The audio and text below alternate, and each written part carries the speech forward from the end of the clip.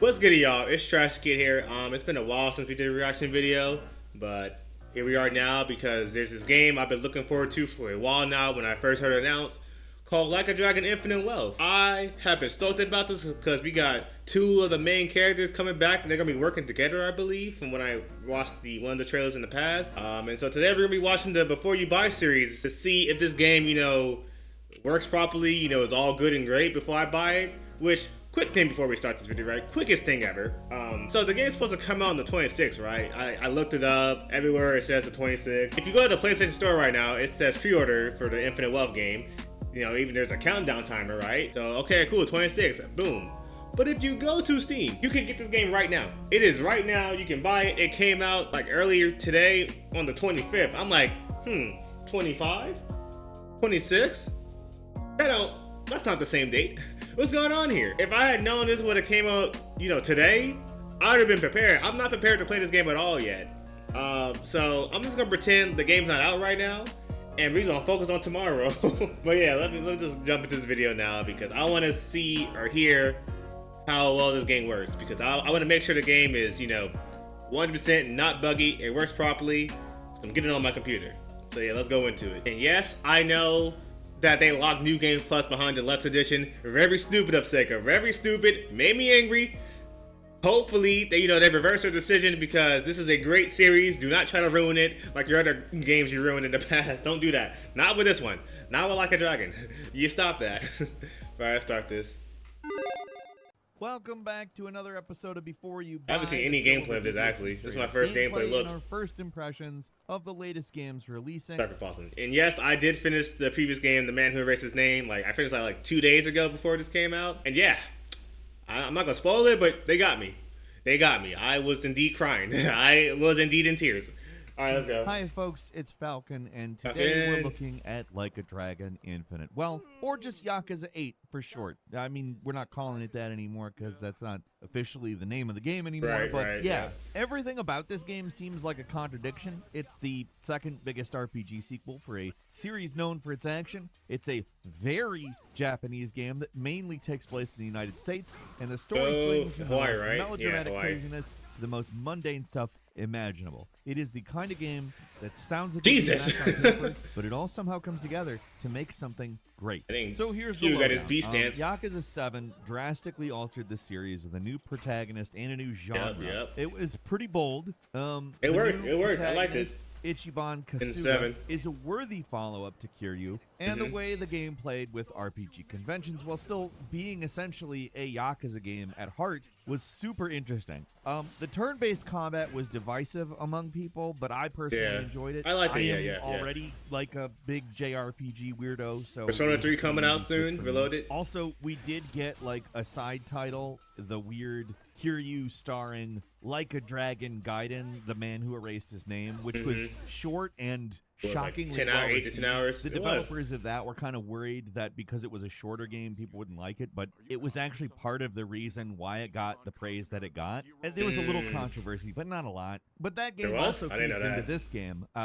And this new entry fully embraces the series' Japanese title of Like a Dragon and takes the things that made Yakuza 7 such an interesting experiment and expands on them in some pretty exciting new ways, actually. The combat it's still pretty simple as far as turn-based battles go, but it is more strategic and active. The mini-games are some of the biggest and most there it is, that mini-game. Yet, and the that mini game, man. When in the 7 or Like a Dragon, man. When I had showed up here, I'm like, I'm poor, I'm homeless, I got no money. I'm over here going underneath vending machines to grab coins, scrap coins.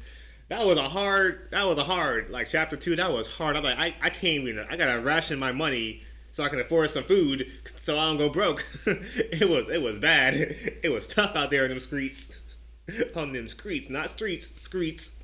The new setting of Honolulu, it was a great idea. In all seriousness, it really works. With all that said, I don't know how to describe this game as like a thing. Like if you said, what is this game? I would not really know what to say. At its core, you never can. You never can. RPG, you gather a party, battle enemies in turn-based combat, equip weapons and armor, all the RPG staples. There's even a job system. The difference, of course, is that rather than being set in some far-off fantasy world, these games are set in the real, well, at least a certain version of the real world, I should say. This It's is mostly interesting. like our Oh, world, except who everywhere is is that? packed with roaming thugs wearing ridiculous costumes that will throw down with zero provocation, and every second person is some bizarre eccentric that needs your help funding their Asshole, giant okay. vacuum cleaner robot or something. No, not Just the to name an robot. example. It's weird enough when you're doing it in Japan, but there's some excuse there, like the really densely populated, almost cyberpunk-looking areas of Japan feel a bit like a fantasy place. Like, obviously not all of Japan looks Oh, like he's here too. neon Oh, gosh. signs and all that, but the really, really urban areas do. And that can feel a bit like a far-off, fantastic world, if not completely like one. But Honolulu, it doesn't work like that. Certainly, I've never been We'll just to pretend. We'll just Honolulu, pretend and it works is like that. Actually, probably just about as foreign of a place, in all honesty. It is kind of still very odd. The new city here is the biggest one in a Yakuza game. Not to say that it's very big, it's only a few square miles at most, but the amount of detail in the environment is beyond fantastic, I like it. as per usual. Even though you're only confined to one district, it really feels like you get the full Hawaii experience. Yeah, I like how they be doing like their open worlds. It's not like too huge. It's like a dense, but there's a lot of stuff you can do in there. I like that. More games should, do something similar to that. Don't make it like super big open world with nothing in it. There's a luxury resort beachfront. There's a chitsy mall. There's a rundown slum. It all looks really great, and it's a lot of fun to explore. I mean, we've spent so many years in Kamurocho and other Japanese cities. It really feels like something new for the series, and they really hit it out of the park. I'm not going to get into the story much. Thank you. I don't want to get spoiled. Well, spoilers are not great, but also it's not hard to spoil, I guess. But the general overview is you play as lovable loser Ichiban Kasuga, former Yakuza who's trying to put his life back on track after the events of Yakuza 7. He got sent on a mission to Hawaii by his former associates. He got stranded. He meets up with Kiryu, the legendary dragon of Dojima, and former series protagonist, and things kick off from there. As you'd expect, there's the usual assortment of thugs and lowlives of course, with, including a mob boss memorably played by Danny Trejo. But the real part of the story is your new party members. Forming friendships with your allies is a major part of the gameplay. Yeah, you still got the weaknesses, better friends with allies isn't just for story. Forming greater bonds actually increases your effectiveness in combat, and after a while it does legitimately make a huge difference, so it feels particularly good that it affects both story and mechanical elements. I'm going to be in this game for a long time, I see. Are actually where a lot of the game's best writing comes in. There's conversation points all over the city where you get these little dialogue interactions with your party, and unlike in most RPGs where these moments are tedious and boring filter, I actively hunted these conversations down. Not only because this actually helps you mechanically speaking, but also because the dialogue's genuinely good and at times very legitimately funny.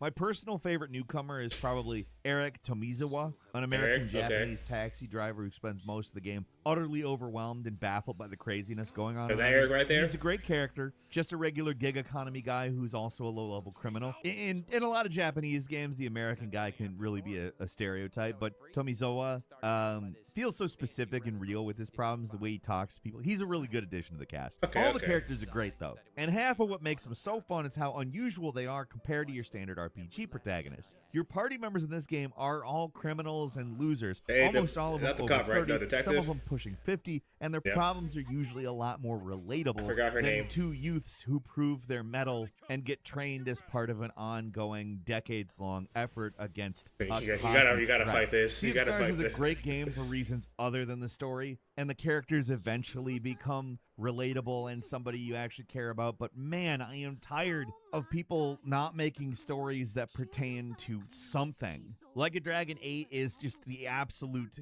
antithesis of this. But I will say that doesn't stop the game from going completely nuts sometimes, though. I'm not going to spoil anything, but some of these bosses have to be seen to be believed. I want to see it. I want to see it. Yakuza games normally have pretty slow opening checks. It took like 8 hours to get to like the good part of the game, which that makes sense usually.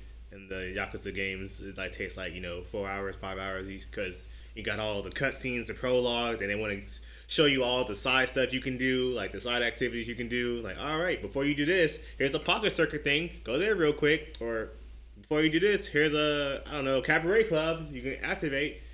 I get it. I'm used to it. And if anything, this game is probably actually worse about it. It takes about 4 or 5 hours to really get into the meat And even with this being the sequel, there's a lot of setup and character development early on that can kind of drag. Because again, you're introducing a whole bunch of people that have no precedent in this world, and it can actually take a while before you really get to play the game, so to speak. At least once you're actually in Hawaii, things pick up considerably, though. The story ramps up a lot in the final chapters, too. This game takes its sweet time introducing gameplay concepts and side content, which can be frustrating. But I'll say this, like, show him on! No! Series, it's not. No, is that who I think it is? Left turn. Like, oh, God. Oh, yeah, that is who I think it is. Oh, God. Oh, goodness gracious. Oh, God, not him. Not that guy. I fought him once, and I think it was Yakuza 1 because I like did all the side stories and stuff, 100% completion or for the side quest, except for one quest you have to do. You can only do by doing every other side quest. You have to fight Joe Amon. And I had to put the game on easy because he was destroying me on normal difficulty. I said, he got it. I can't beat him. And I also did it in 6 too. I'm like, nah, I can't beat him. He got that. He got it. Nope, I can't do it. Oh God, why is he in this game? Level 31, you no, get out of there. Get out of there. You can't beat him. Has been improved. Even though the game's still turn-based, there's a lot of significant changes. What is he doing? You can't beat him. For one thing, you can actually move around when it's your turn, which is great for when you want to line up a special attack or get close enough to heal allies. Positioning is so much more important in this game. Could you do that in 7? I don't think you could like move around like. No, I don't think you can move. I think you just have like to press a button like, your character move for you or something like that. But nah, okay. And we're back. And it actually adds a layer of real strategy to it. You can now attack enemies from behind to do bonus damage. Stand near another ally you have high friendship with to do a double attack. Hitting enemies in certain directions. Yeah, that's definitely B stance. You can knock an enemy into an ally, and the ally gets a free extra hit. If you're standing near a weapon or an object on the ground when you attack, you'll just use that weapon. It's nice. It's pretty cool, honestly. Kiryu takes these changes even further with classic heat actions. No, he's not in B stance. How they worked in old games. He even gets a power up where you get direct control, and you can do beat 'em up stuff just exactly like the old games. All these changes make the battles a lot more dynamic and interesting to fight.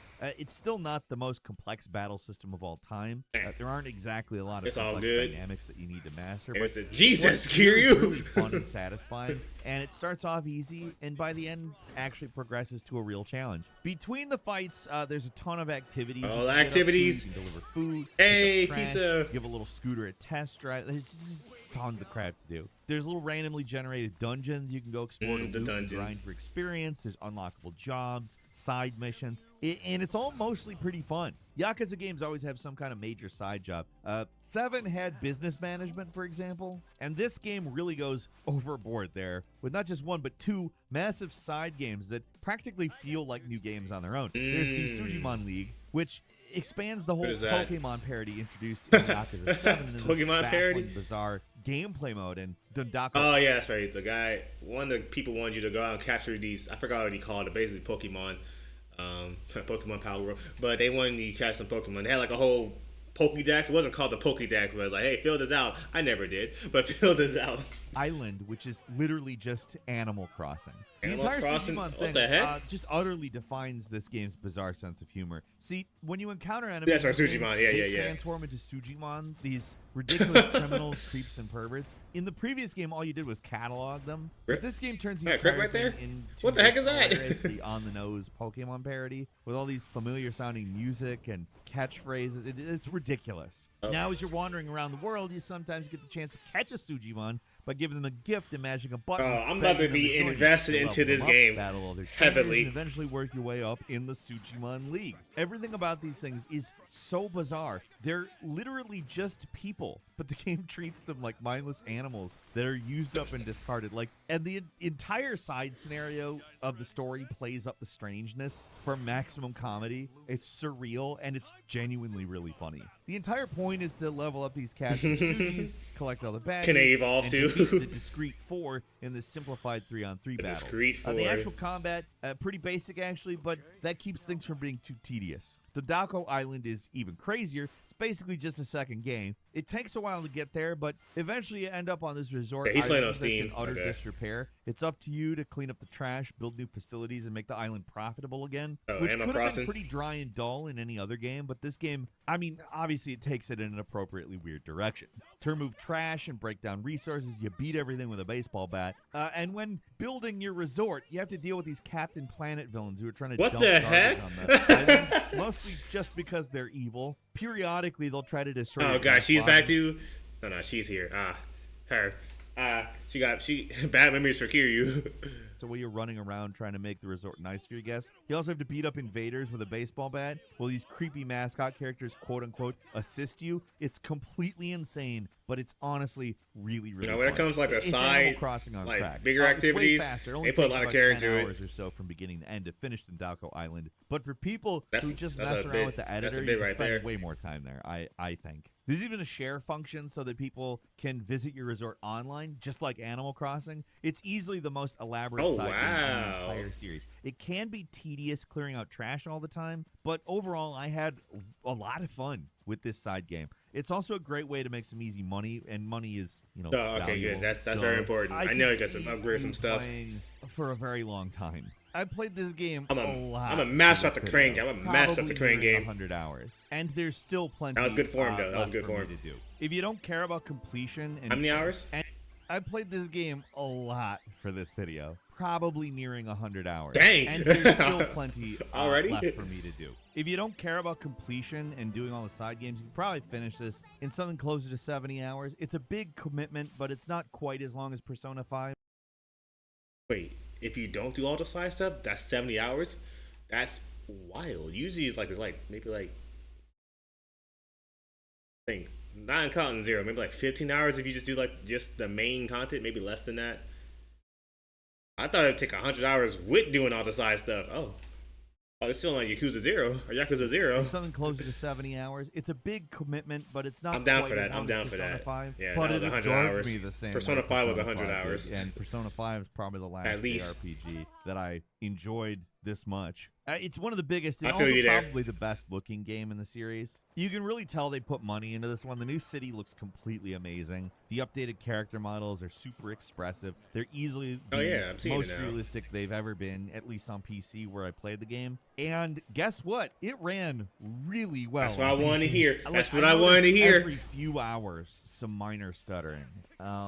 That's not something that I would gripe about. This game ran almost perfectly for me. No major bugs or issues at That's all. what I It's wanted probably to one hear. of the best PC ports I've played in a long, long time. And with the amount we've talked about that in recent years, believe me, it's saying a lot. Like, to be fair, it's not that system intensive, but it's still noteworthy just considering how bad PC ports have been for such a long time. And that's the thing. These games look really nice, especially in the cutscenes. Oh, They've the always been more cutscenes. workmanlike and functional rather than graphical powerhouses. This game's no exception. There's still some uglier, bland parts, and some conversations boil down to canned animations and text boxes. Yeah, but yeah. as an overall package, this is the most cinematic and visually impressive the series has ever been. I think Yakuza 6 was the best one because I think there was always voice dialogue, even when like right there, the previous scene, like over where is it? Like right here, I think they'll still be talking in like something like this. I think 6 was the only one. I'm not too sure. I never played 3, 4, and 5 because that was not out on the PS4 at the time. So I'm not too sure on that. But I think 6 was the only one where it had fully voice dialogue for everything. I could be wrong. I think so, Some though. conversations boil down to canned animations and text boxes, but as an overall package, this is the most cinematic and visually impressive the series Or was has it 1? ever been. Dang, I The don't attention know. to detail in 2? some of the cutscenes is especially impressive. Like, this is a small thing, but the way hand muscles tense in this one cutscene where Kasuga opens a door, it blew me away. You just don't see that kind of detail in games. I mean, the rest of the game rarely looks as good as it does in cutscenes, but overall, it's a really nice looking game on PC that manages to actually run really well. This is a series that's been doing pretty decent PC ports for years now, and it seems like this one's continuing that tradition. If there's one major negative I have to say about the game, it's that they locked New There it Game is. Plus, There it a is. Yep, I'm standard like, he's gonna feature in say the it. previous Thank you. game, and, well, most games that have a New Game Plus Thank you for mode, mentioning they that. locked it behind the Thank you paid for special mentioning that. edition. That's so you have to get a stupid. $20 upgrade That's just so to get the New Game Plus, stupid. which honestly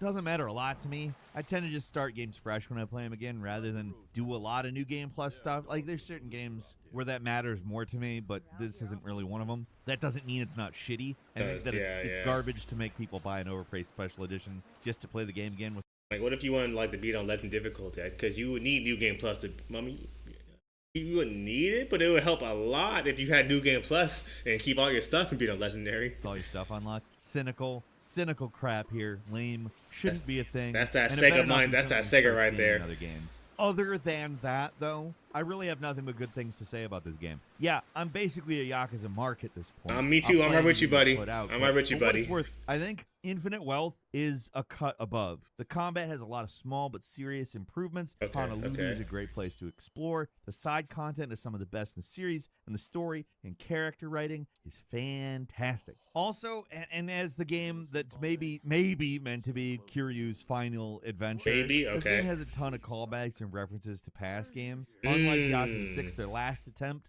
at ending his story, which mostly is set in a new place with new characters, this game spends a lot of time calling back to previous adventures and putting Kiryu's life into perspective. If you've been playing these games for as long as I have, then all this stuff really does add to the experience. Yeah, I thought his story was going to end, Kiryu's story was going to end in Yakuza 6, and I played 7, I'm like, wait, is that Kiryu right there? Oh shoot, Kiryu's back, whoa! And I played Gaiden, I'm like, whoa! And I'm like, oh, he's still going, let's go! We'll see what happens. It's tough not to get emotional with Kiryu's story in this game, especially by the absurd and amazing finale. Some games in the series have disappointing endings. I'm looking at you, Yakuza 4, but this game is pretty fantastic. I'm putting this one up there with the very best in the series. Ooh, that's high. That's high right there. Game with a tone that goes all over the place, but the writing and surprisingly excellent English dub really do a lot to carry the story. I'm gonna be playing in Japanese. I'm sorry. Obviously, making it fun too. I'm just used to the voice in the Japanese. Let us know what you think. If you like this video, click like. If you're not subscribed, now's a great time. And then there's Power that's taking over the world every day of the week. Best way to see them first is, of course, a subscription. So click subscribe. Don't forget to enable notifications. And as always, we thank you very much for watching this video. I'm Falcon. You can follow me on Twitter, Falcon the Hero. We'll see you next time right here on Gameranx. All right, thank you, Falcon. Thank you, Gameranx. I was just curious, like, when it comes to the Like a Dragon Yakuza games, I have full confidence. Well, I have like 90% full confidence that it's gonna work properly. I just wanted to make sure, because you can never be too sure nowadays with games when they've released. Like, they might be a buggy mess or something crazy might happen, especially with PC ports. So I wanted to be absolutely sure before I bought the game. Now, I'm going to buy the game now. Tomorrow.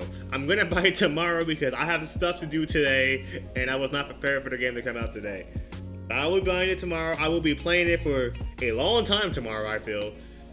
So I gotta get some stuff done today. But okay, thank you though. Thank you.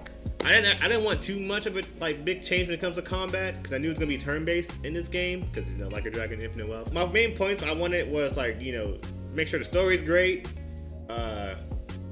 Maybe update the jobs, which looks like they did. Like, they got some more jobs in there. I saw Astronaut. I know if you get the DLC version, they have a tennis and linebacker pack. That's gonna be hilarious. I'm not buying the DLC version.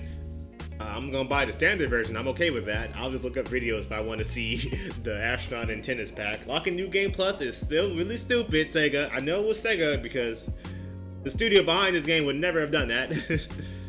I think they did it in Like a Dragon 7 before, but that was the Japan version. They made $3 or something like that. Still stupid. Still a stupid decision. But no, I want this gone. I want that gone. I'm glad they're keeping their wacky stuff. I didn't know if you're gonna bring the Pokemon stuff back, because it looks like they brought it back, but made it they did more with it, because in the 7 you just basically caught the Sujimon and that was it really. But here you can battle with them, which I'm like, all right, cool. That's different. I like that. And then you got Animal Crossing, basically. I hope there's a karaoke place, because I want to, I love my karaoke. I want to hear it. I want to hear it. Maybe they put in all the songs. I doubt that. But yeah, this is looking to be a great game on the radar. Listen, 2024 is starting great. Power came out. 8 million people on Steam playing it or something like that? People playing it? Or just 8 million total. My game Like a Dragon's coming out. Tekken is also coming out today. I'm not a Tekken guy, so I won't be buying it because, Like a Dragon. Then I think Grand Blue Fantasy Relink comes out on February 1st or the 28th if you get the pre-order edition, or if you pre-order it. That comes out, and I think the day after that is Persona 3 Reloaded. So JRPGs back to back to back. Then Final Fantasy comes out later in February. It's just a great year for gaming. Still, we just started the year. That's crazy. That's crazy to me. We're gonna get out of here. My rice is done. I heard it beep in the distance. I'm gonna eat some food, make this video. Yeah, I can't wait to play this game. I can't wait to play this game because I love me my Like a Dragon series. My favorite series probably of all time. I still gotta play 3, 4, or 5. I know what happens.